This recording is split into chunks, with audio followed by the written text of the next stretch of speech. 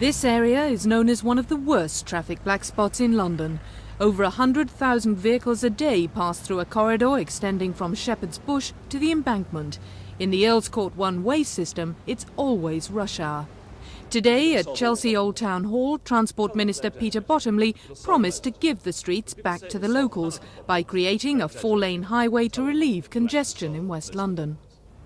But if he thought it was going to be plain sailing, he was wrong. Outside, several groups of residents mounted a strong protest.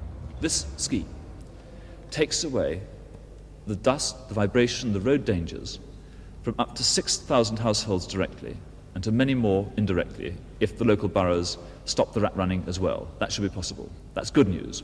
We think that major road building schemes in London are a total waste of time. They don't actually do anything to relieve the situation. What we're looking for is a proper policy for London's transport based on traffic restraint and improved public transport.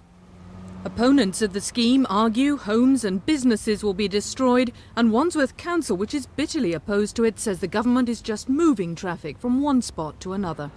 The publication of those consultation plans coincides with calls for a massive investment in public transport throughout the capital. The Royal Town Planning Authority says without it, London will grind to a halt. Already, big firms like Sainsbury's, which criss-cross London with deliveries, are experiencing major problems. They say it's costing them an extra £4 million a year.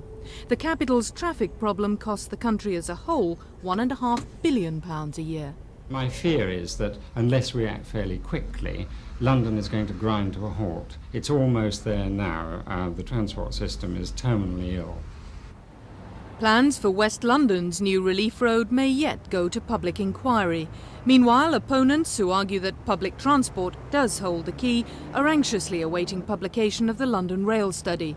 It's expected to recommend major improvements and is due out next week.